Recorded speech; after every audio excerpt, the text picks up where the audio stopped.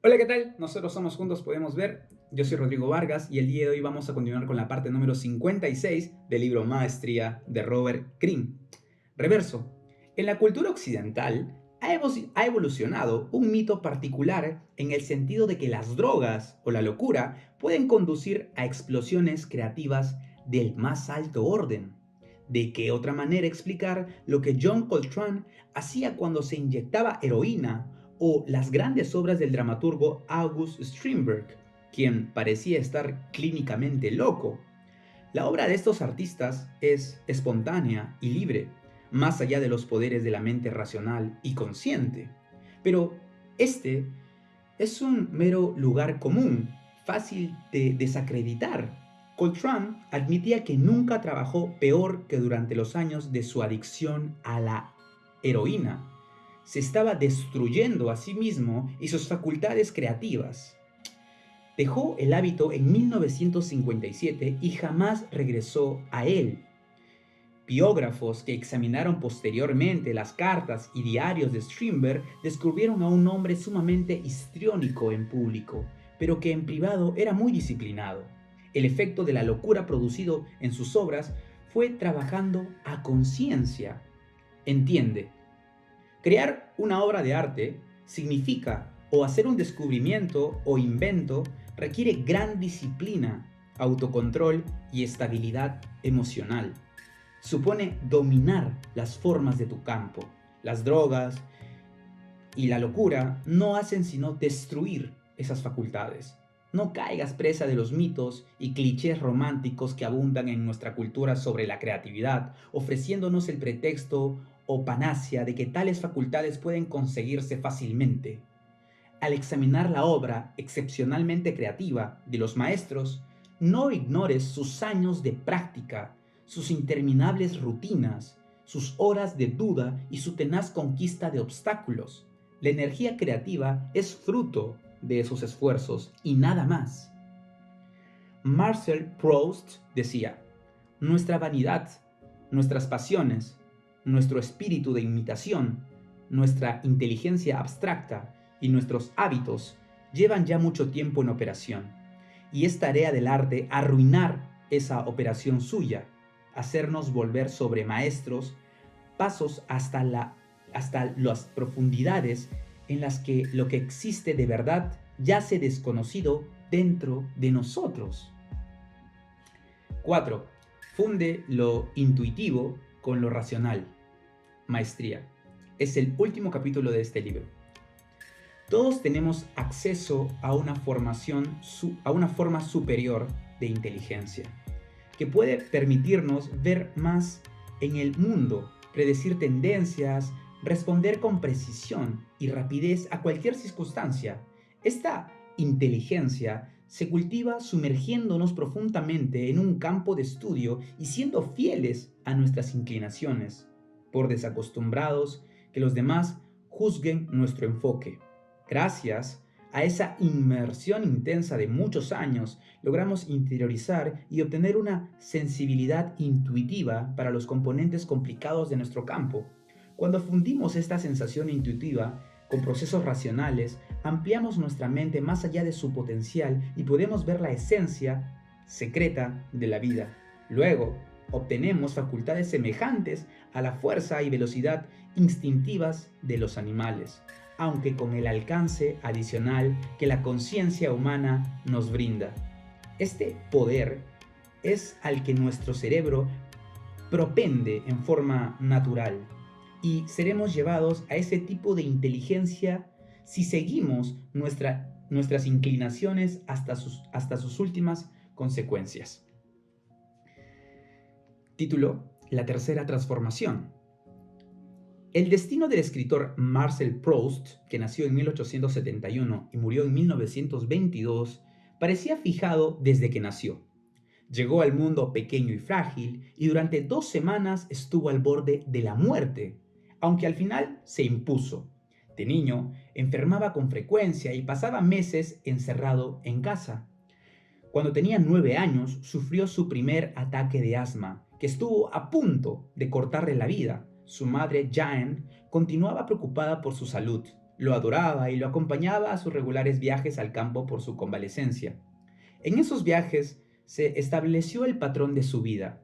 Habitualmente solo, Proust desarrolló una pasión por la lectura. Le gustaba leer sobre historia y devoraba toda clase de literatura. Su principal consuelo físico consistía en dar largos paseos por el campo, donde ciertos paisajes lo cautivaban. Se detenía a contemplar horas enteras los manzanos en flor, o los brotes de los espinos, o cualquier planta levemente exótica. El espectáculo de marchas de hormigas o de arañas que trabajaban en sus telas le parecía particularmente atractivo. Pronto añadía a su lista de lecturas libros sobre botánica o entomología. Su compañía más cercana a esos primeros años era su madre, el apego a la cual excedió en poco tiempo todo límite. Se parecían y compartían sus intereses en las artes. Él no podía estar lejos de ella más de un día, y en las pocas horas, mejor dicho, en que se separaban, le escribía cartas que parecían no tener fin. En 1886, leyó un libro que cambiaría para siempre el curso de su vida.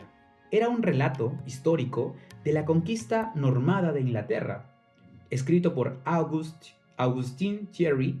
La narración de esos sucesos era tan vivida que Proust se sintió transportado en el tiempo. El autor aludía a ciertas leyes eternas de la naturaleza humana reveladas en aquel relato, y la posibilidad de descubrir tales leyes hacía que la cabeza de Proust le diera vueltas de la emoción. Los entomólogos podían descubrir los principios ocultos que regían el comportamiento de los insectos. ¿Podía un escritor hacer lo mismo con los seres humanos y su complicada naturaleza?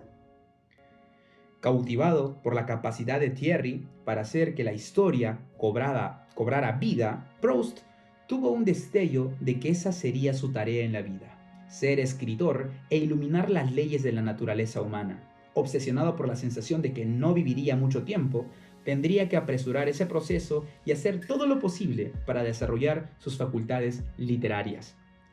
En la escuela, en París, donde vivía, impresionaba a sus compañeros con su rareza. Leía tanto que la mente se le llenaba de ideas. Hablaba de historia, de literatura, de la literatura de la antigua Roma y la vida social de las abejas en la misma conversación. Mezclaba pasado y presente, mencionando a un escritor romano como si estuviera vivo o describiendo a un amigo de todos ellos como si fuera un personaje histórico. Sus grandes ojos, que un amigo suyo comparó más tarde con los de una mosca, parecían traspasar a su interlocutor.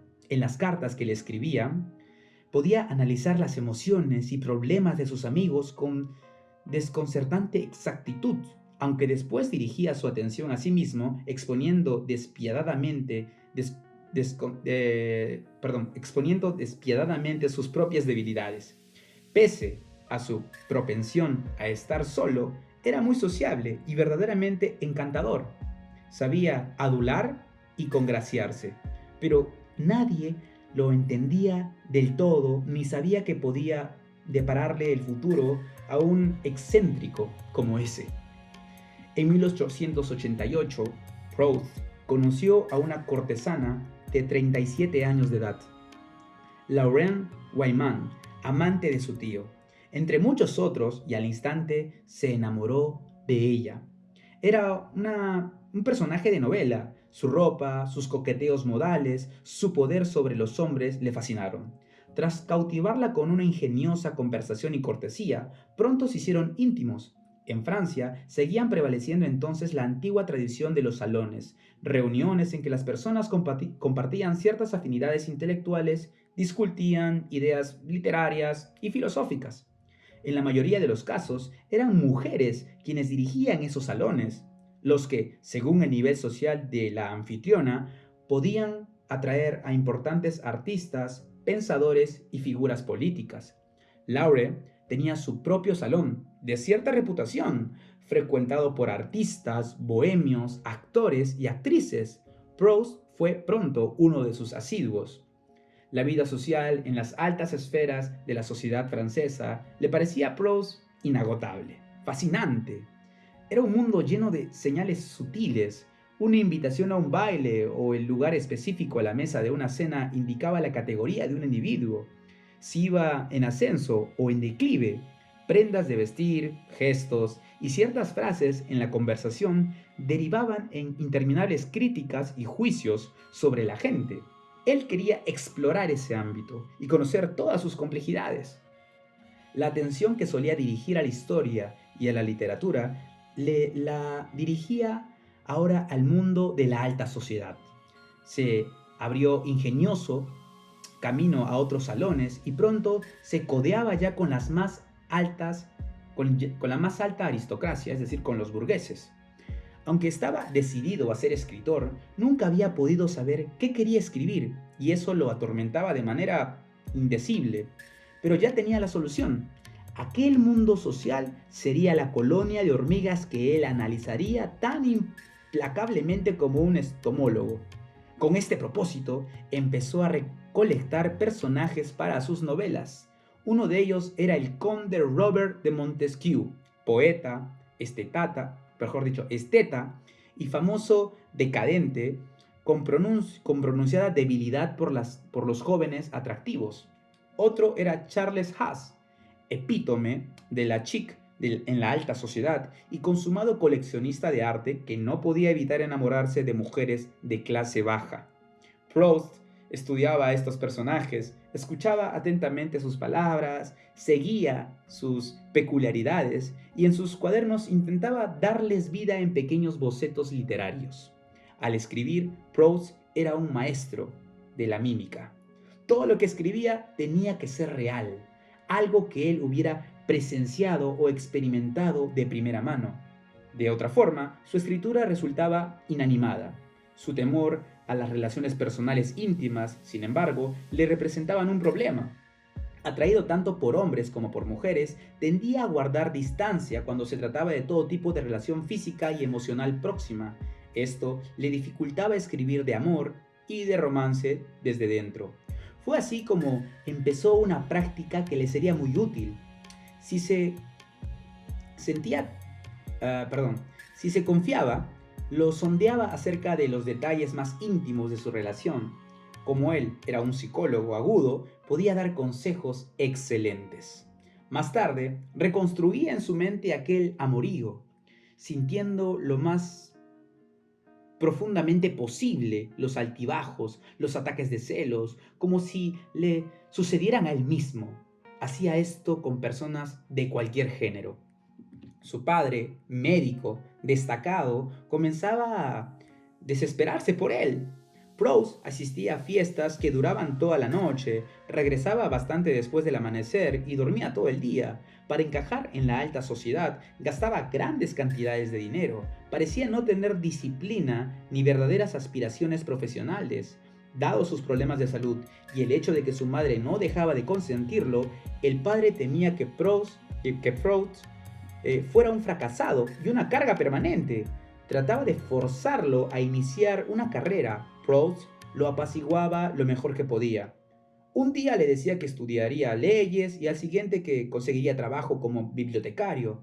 Pero la verdad es que tenía puestas todas sus esperanzas en la publicación de su primer libro, Los placeres y los días. Sería una colección de cuentos y apuntes sobre la sociedad en la que él se había infiltrado. Como Thierry, respecto a la conquista nómada, haría que ese mundo cobrara vida. Con el éxito de ese libro conquistaría a su padre y a todos los demás incrédulos. Para asegurar su éxito y que fuese algo más que un libro, Los placeres y los días contendría también hermosos dibujos de una dama de la alta sociedad de la que él se había hecho amigo y se imprimiría el más y su libro se imprimiría en el más fino papel. Luego de numerosas demoras, el libro se publicó en 1896. Y aunque recibió muchas reseñas positivas, en todas ellas se aludía a una escritura exquisita y delicada, insinuando así que se trataba de una obra superficial. Peor todavía, las ventas fueron insignificantes. Considerando los costos de impresión, aquel había sido un enorme fiasco financiero. y la imagen pública de Proust quedaba fija para siempre. Era un dandy elegante, un snob que escribía del único mundo que conocía, un joven sin sentido práctico, una mariposa social que jugueteaba con la literatura. Era una vergüenza y eso lo desmoralizó. Las presiones familiares para que se sentara a cabeza se acrecentaron. Confiado aún en sus habilidades, decidió que la única solución era escribir otra novela, pero que sería la opuesta a los placeres y los días.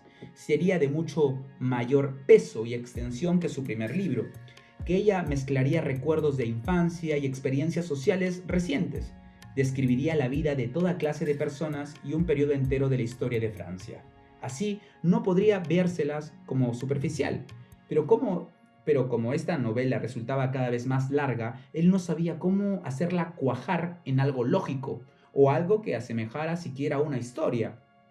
Se vio perdido entonces en la inmensidad de su ambición y pese a haber escrito cientos de páginas a fines de 1899, abandonó el proyecto. Cada vez se deprimía y desanimaba más. Estaba harto de los salones y de mezclarse con ricos. No tenía carrera ni una posición en la cual sostenerse. Próximo a cumplir 30 años, seguía viviendo en casa de sus padres, de quienes dependía económicamente. Su salud no cesaba de preocuparle, seguro de estar condenado a morir a unos cuantos años. A cada momento se enteraba de amigos de la escuela convertidos en miembros distinguidos de la sociedad y que habían formado familias que no dejaban de crecer. En comparación con ellos, él se sentía un fracaso total. Todo lo que había logrado eran unos cuantos artículos periodísticos sobre la alta sociedad y un libro que había hecho de él el hazmerreír de París. Lo único en lo que podía confiar era la continua devoción de su madre. En medio de su desesperación, tuvo una idea. Durante varios años había devorado las obras del crítico de arte y pensador inglés John Ruskin. Aprendería inglés por su cuenta y traduciría la obra de Ruskin al francés. Esto requería años de investigación erudita sobre los diversos temas en que Ruskin se especializaba, como la arquitectura gótica. Tal cosa consumiría gran parte de su tiempo y él dejaría de lado todas sus ideas de escribir una novela, pero también demostraría a sus padres que estaba decidido a ganarse la vida y que al final había elegido una carrera. Aferrándose a esto como su última esperanza, se volcó en tal tarea con toda su energía. Tras varios años de intensa labor, se publicó una parte de sus traducciones de Ruskin, con gran aclamación. Sus introducciones y los ensayos que acompañaban las traducciones borraron por fin la reputación de diletante ocioso que lo había perseguido desde los placeres y los días. Se le veía ya como un especialista serio. Su trabajo le había permitido pulir su estilo literario. Al haber interiorizado la obra de Ruskin, ya podía escribir ensayos meditados y precisos. Al fin había conseguido un poco de disciplina, algo en lo cual apoyarse, pero en medio de ese modesto éxito, su red de apoyo emocional se tambaleó de repente, para evaporarse después. En 1903 murió su padre. 2 años más tarde, su madre.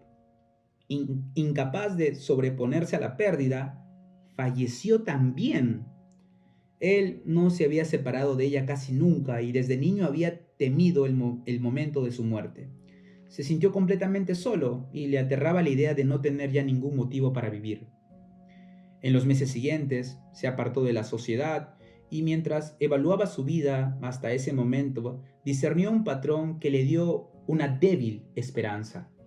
Para compensar su debilidad física, había adoptado la lectura, descubriendo en ello su tarea en la vida. En los últimos 20 años había acumulado cuantiosos conocimientos sobre la sociedad francesa. Vivía en su cabeza una variedad increíble, amplia, de todo tipo de personajes de la vida real. Había escrito miles de páginas que incluían su novela fallida, bocetos para periódicos y varios ensayos. Sirviéndose de Ruskin como mentor, al traducir su obra, había desarrollado disciplina y ciertas habilidades de organización. Desde tiempo atrás, él había concebido la vida como un aprendizaje en el que todos en el que a todos se nos instruye lentamente en los usos y costumbres del mundo. Algunas personas entienden las señales y hacen caso a las lecciones de ese aprendizaje, desarrollándose gracias a eso, pero otras no. Él había pasado ya por un elaborado aprendizaje de 20 años en la literatura y la naturaleza humana, que lo habían transformado de modo profundo. Pese a su mala salud y sus fracasos, jamás se había rendido. Esto tenía que significar algo, quizá una especie de destino. Todos sus fracasos tenían un propósito. Decidió si él sabía explotarlos. No había perdido el tiempo.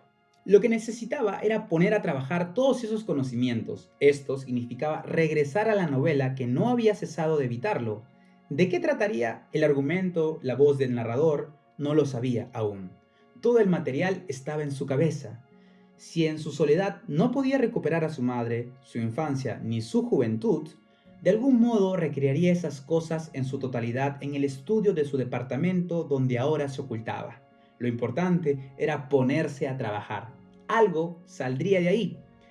En el otoño de 1908, Proust compró docenas de libretas como las que había usado en la escuela y empezó a llenarlas de notas.